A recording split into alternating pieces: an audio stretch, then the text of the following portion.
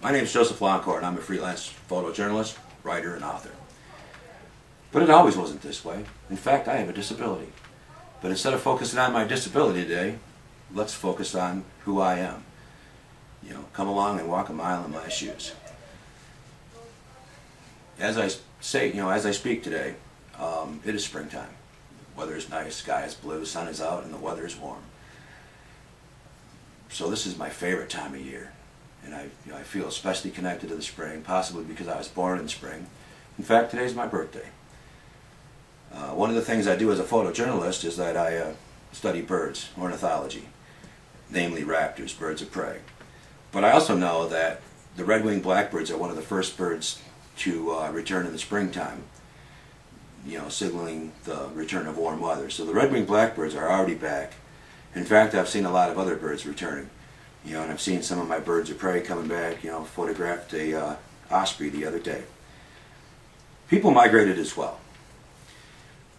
The Indians migrated for food, warm weather, out of necessity. People fear change.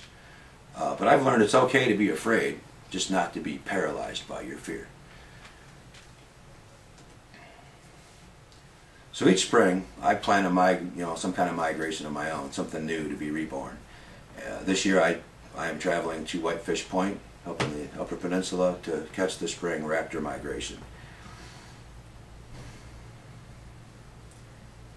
Myself, I was injured on the job, 2003, ending my work career as a UAW worker forever, which ended up leading me with the question, what am I going to do now? And I look back at that and remember the fear and almost being paralyzed of what am I going to do? Oh God, life is over. About that time I started having a hobby as a photographer, and through the people I worked with at CMH, Fern Loopy, my counselor, Dave Gallren, my case manager, whatever they call him now, sports coordinator, and even the receptionist at the desk, Linda, Suzanne, Suzanne the nurse, and Joyce. All these people believed in me before I did and encouraged me to be who I am. So I faced my fears, and I realized at the same time that now that I don't have the comfort zone I had, I was free to do anything at all. I could go anywhere. How exciting can that be? So, I also, by studying the raptors, I have watched, the baby eagles in the nest, and I've watched the birds step up to the edge of the nest after about 6 weeks of, the only comfort they've ever known, a little 10-foot wide nest. But at some point, the bird has to stand up to the edge of the nest, which is 40 to 60 feet in the air, and a fall from that height could be fatal even for a bird.